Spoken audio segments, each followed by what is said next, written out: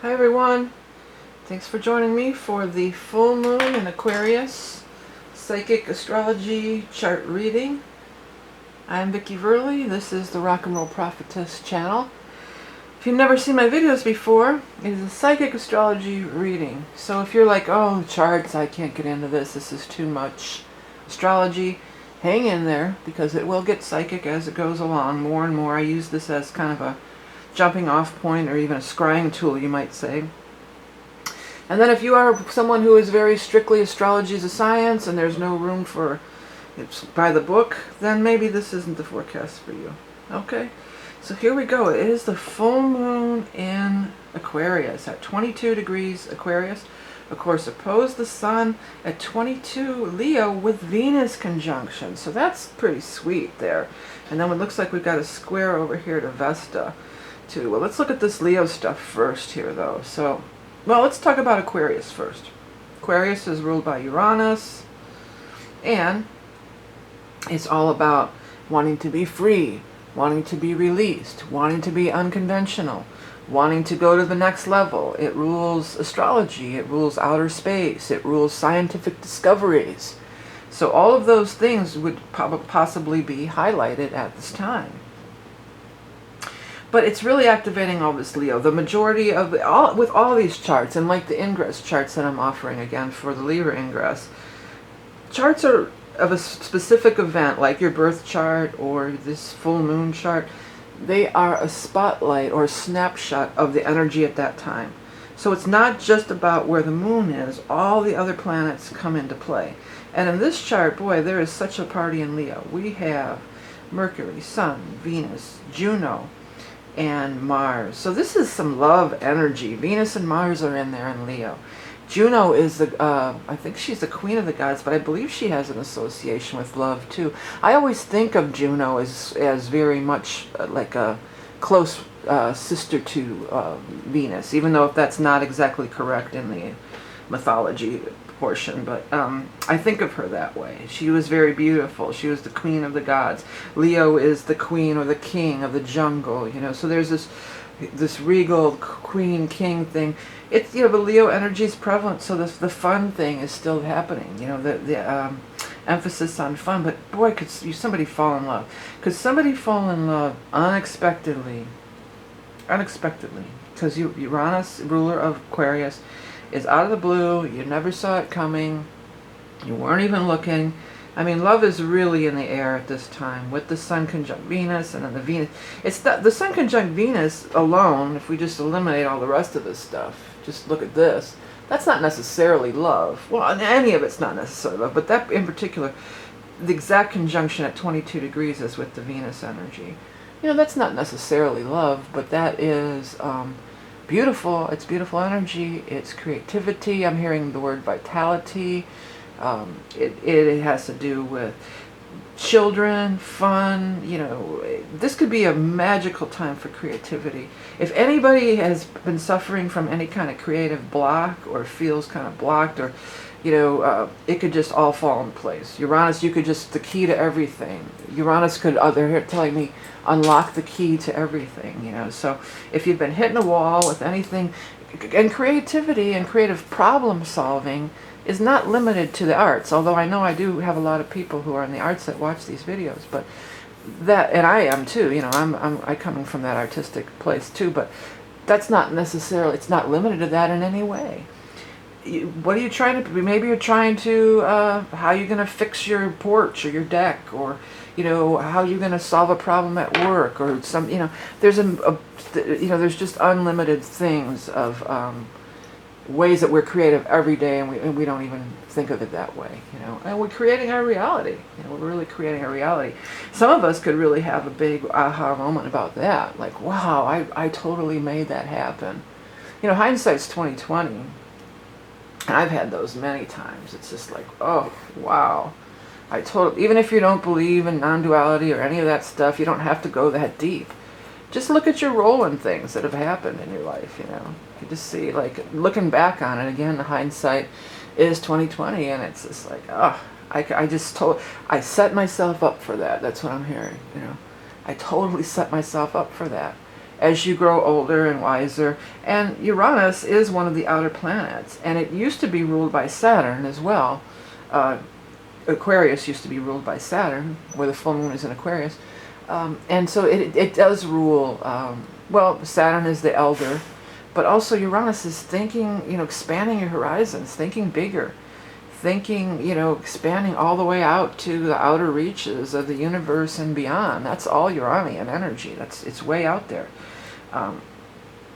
And, when Uranus shows, a lot of times that will show me, and when I do the past life readings, which is the soul reading with your chart, a lot of times that will show me, when ET things, when you've had previous incarnations as ETs. I used to always sugarcoat it and say, well, you probably lived in an advanced civilization like Atlantis, because that was kind of acceptable. That wouldn't blow people's minds too much.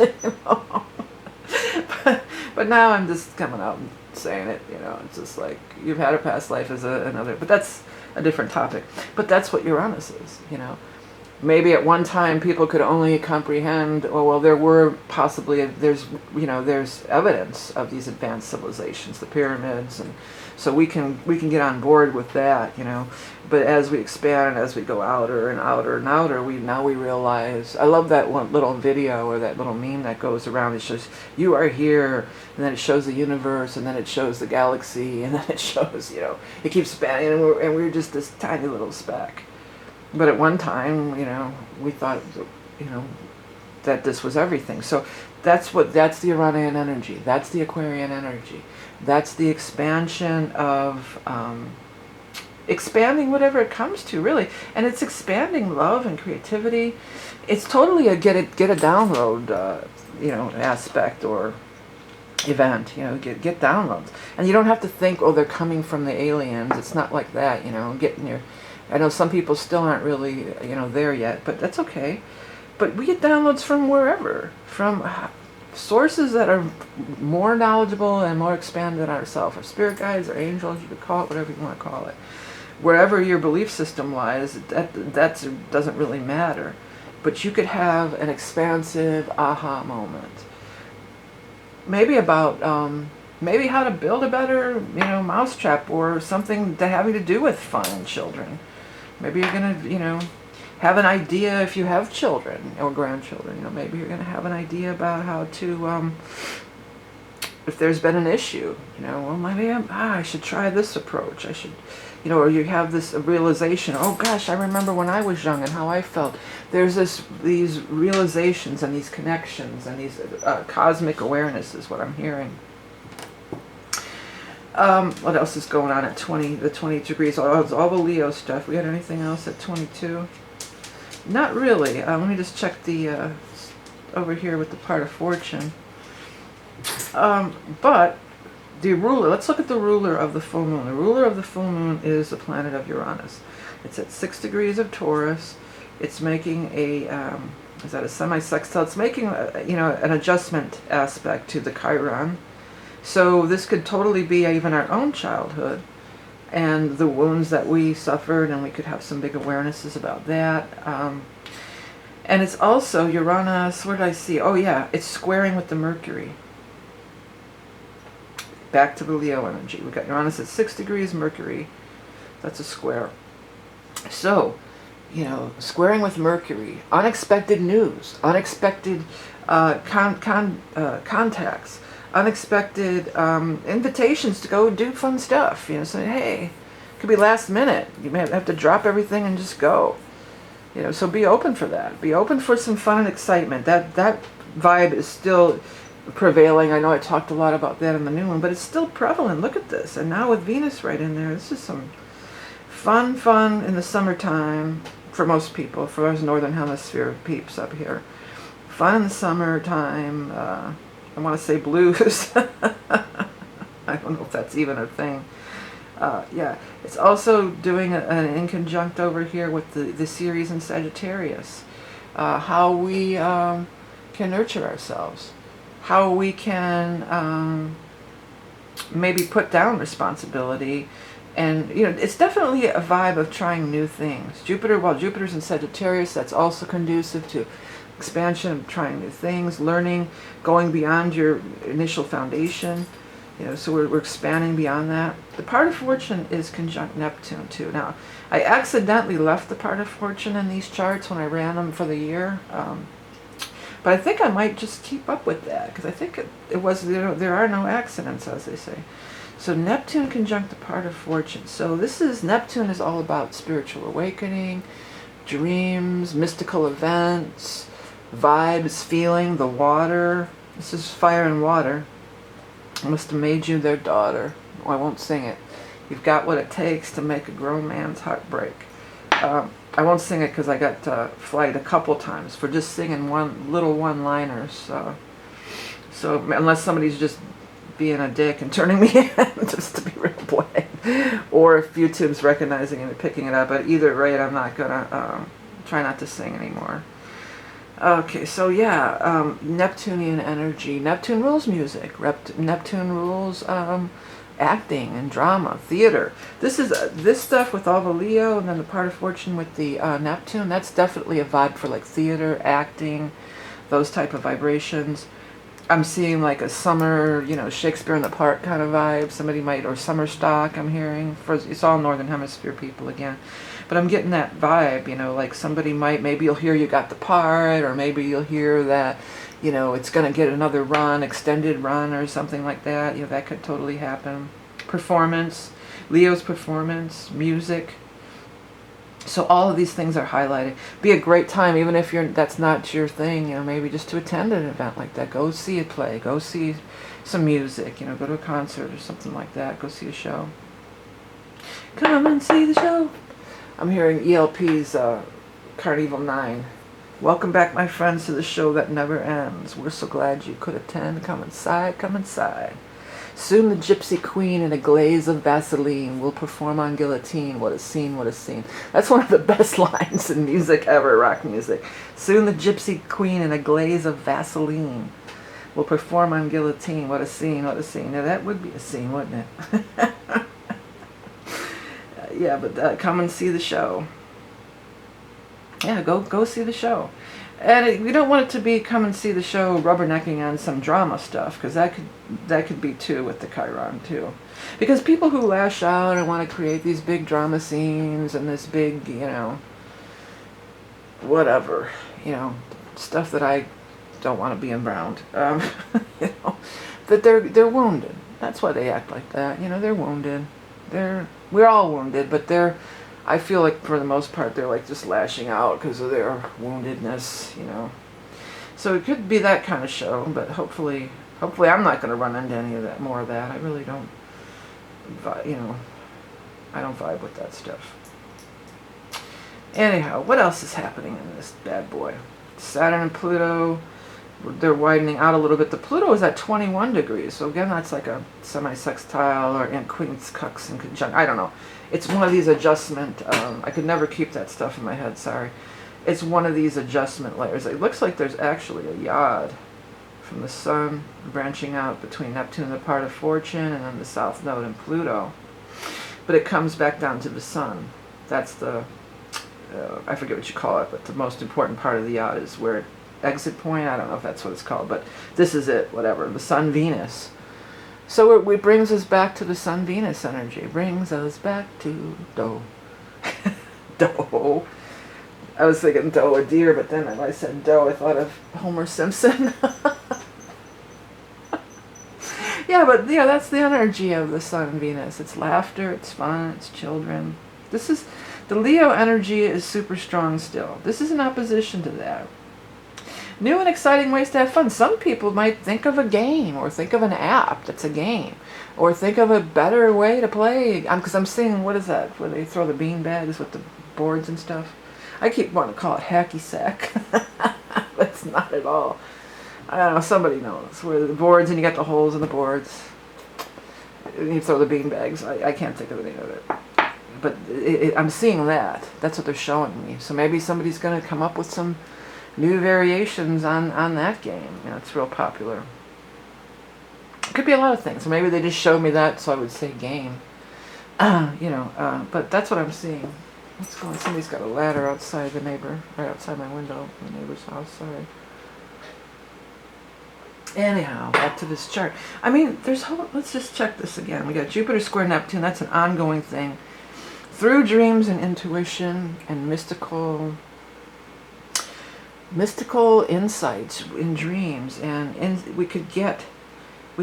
this is with the Jupiter square the Neptune, which is ongoing, but then with the Aquarius moon, it's really a time of like, whew, I'm hearing mind equals blown. You know, mind-blowing revelations, mind, you know, opening things, anything that we've been a prisoner to. South Node and Saturn, we're imprisoned to these things. We're imprisoned to our past. We're imprisoned to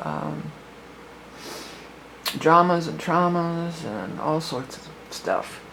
This is a time, and sometimes, you know, this lightheartedness is the best way to go. You know, that's the best way to break karmic cycles, is to just be happy. Happiness is the best revenge. Is that that's not quite the thing I'm trying to say, but something like that. But that's the truth. If you're hanging on to all this stuff, well, I don't want to go to any concerts because me and my ex went to concerts and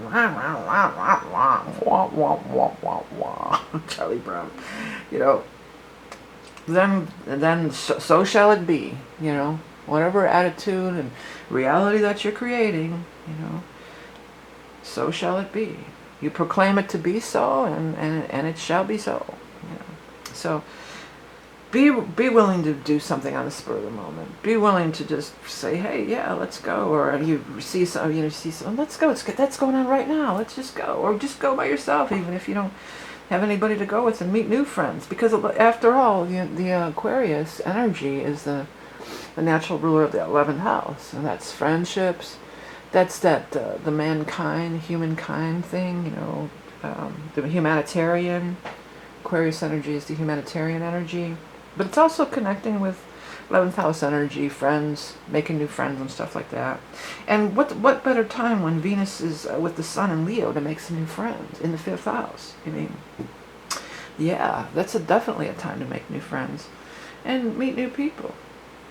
So, you know, that's a part of it. But I think more so it's us having our own personal ahas.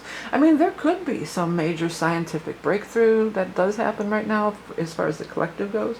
There could, or something is announced with the Mercury, and, you know, something they announced, you know, NASA announces, ding, ding, ding, whatever, you know, found some kind of whatever, or some kind of, you know, scientific discovery is announced. That could be. Or it's just discovered, but in our own, bringing it down to earth here in our own personal lives, you know, it's like having these awarenesses. You know, Lilith over here is getting up with that Neptune. That's a very different kind of energy. So I think Lilith is going to go in there. I'm hearing she call a spade a spade. Lilith calls a spade a spade. You know,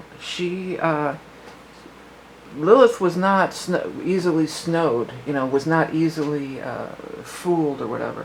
Neptune energy is the spiritual, the psychic, and all that. But that's the positive way. It's the two fish. The fish swims upward. It's spiritual enlightenment, and, you know, all that great stuff. Higher forces of creativity and whatever. I think it's the higher vibration of Venus, actually. But then the fish swims downwards. It's not only drugs and alcohol, mental illness, but it's lies and deceit. Neptune is never quite in reality. So you have the choice. You can either transcend reality or escape reality. It's the two fish, you know. So what did I talk about? Oh yeah, Lilith coming in there. Lilith's going to be any kind of thing that we don't want to look at with Neptune, or that we've been lied to, or that we don't want to look at, or we don't want to deal with, and we just kind of say, oh yeah, whatever. Lilith is coming in there, and she's like, no, you know. Lilith's story is so intense, you know. She was the first wife of Adam in the Christian Judeo mythology, or whatever you want to call it, belief system. And, you know, she just wouldn't take any shit, basically. You know, she was not going to be subservient to Adam. So they banished her, they killed her children, they did all this kind of stuff, and still she refused. So she could have caved and lied. Neptune lied to herself and said, yeah, okay, I am less than Adam. Okay, I'll be the subservient one. You're right, I'm wrong. She wouldn't. She wouldn't. She says, no, we are equals. And you could say that Lilith is like this, you know, kind of like a Pallas Athena. She's this feminine warrior. She's got kind of a dark rap, you know, because the Dark Moon Lilith and all that. But she really is a empowered woman, way, way, way before her time, who refused to be subservient. And it wasn't that she wanted to be superior either. She didn't want Adam to be subservient either. She was going for equality. So, you know, she might end up being even the true ruler of Libra at some point, I wonder. Yeah, something to think about. I don't know about that. I don't know if Lilith has all the Libra qualities. But she, you know, in some respects, she wanted that. She wanted equality. So she would have had to lie to herself. So some of these lies that we're dealing with are how we lie to ourselves, how we fool ourselves. You're fooling yourself and you don't believe it. Get up. Get back on your feet. Da-da-da-da-da-da. You're the one they can't beat, but don't show it. Sticks. What is that? Come on. Just take your best shot and don't blow it. That's the Grand Illusion. Yeah, welcome to the Grand Illusion. With that's Lilith entering Neptune. Neptune's telling Lilith, yeah, welcome to the Grand Illusion. And she's like, I'm not illusioned by any of this. You know, I see exactly what's going on here, and I'm going to call a spade a spade. I mean, that's pretty much Lilith. She calls it out. And then with the Chiron and Aries too, things are getting called out. Things aren't getting swept under the rug. You know, that's a Libra. I mean, funny I keep saying Libra, but that's a Neptune. That's a Neptunian energy. Well, since I keep saying Libra, what do we got here? We got Pallas and Libra. Pallas, Athena, yeah, and Pallas also wants to get to the truth. Pallas wants to solve problems, not moan and groan about them, not get into a big drama and cause a big scene about it. You know, she wants to solve the problem. She wants to solve the problem and move on. Find in Libra, find a fair and just resolution to the problem. I just looked up and it was in 22 minutes. 22:22 right now. And it's a 22 moon, sun, and Venus, 22:22. 22 Vesta, squaring it. And we got to look at that. But that 22 is also a master number. So we've got there's a T-square. Yeah, T-square with the Taurus, Vesta and Taurus. Yeah, Vesta is the Vestal Virgins. It's the home and the hearth. Well, what I'm getting about it is don't sit home and stew, you know. Don't sit home and stew. I'm seeing somebody sitting by their hearth with their arms crossed and a big pout face. No, I'm not going. Man. I'm not going because you did this and you did that. Blah, blah, blah, blah, blah. And you're just cutting off your nose to spite your face. Go out, enjoy yourself, have some fun, be creative. The Leo energy still is the strongest. I mean, look at this. And Venus coming right in there with the sun. It's just magnificent. It's a magnificent time for fun, creativity, children. Falling in love is huge, you know.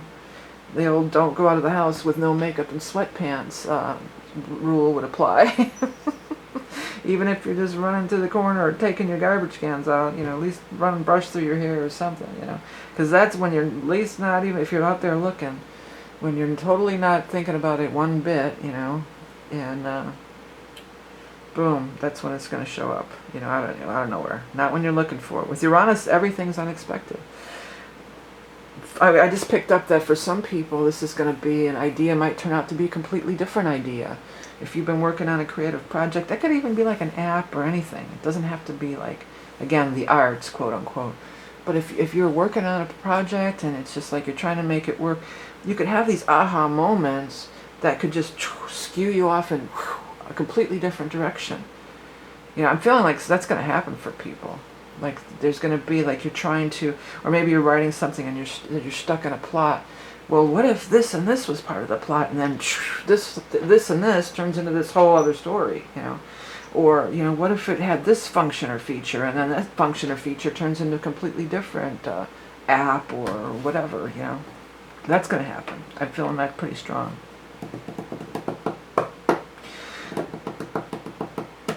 What is that? That's an old classical, so I won't be in copyright violation if I could get it in my head. Something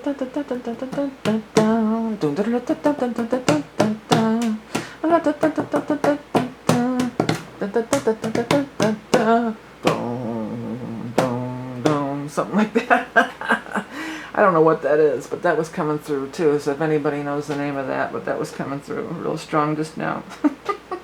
If you'd ever see my videos too, that's my guides communicate through music. That's why it's really hard for me not to just spit it out when it comes through. But I have to be I have to keep that a little bit in check. Yeah, and spit my screen. I think it's time to wrap this reading up. So yeah, this is it. Full moon Aquarius, still a huge, strong Leo energy. Hey everybody, I've got the ingress readings are up and running and people are getting them. So if you want to know what's coming ahead in your chart with the upcoming season of the Libra ingress, that's available. I have all sorts of other readings available. Also visit my website through the eye in the sky in the corner or below, because I have all sorts of different stuff, you know, books and decks and different kinds of readings and just all sorts of stuff. But by checking out my stuff and everything, that's what keeps these readings free each and every month for many years now on YouTube. If you haven't already, please hit the subscribe button. I do appreciate you subscribing, liking, sharing, commenting, everything you do to keep my channel alive and going. So thank you all so much. Remember, you are love and beauty incarnate. Have a great full moon in Aquarius, August 15th Eastern time, 8:29 Eastern, if I didn't mention that. And I'll speak to you soon. Bye.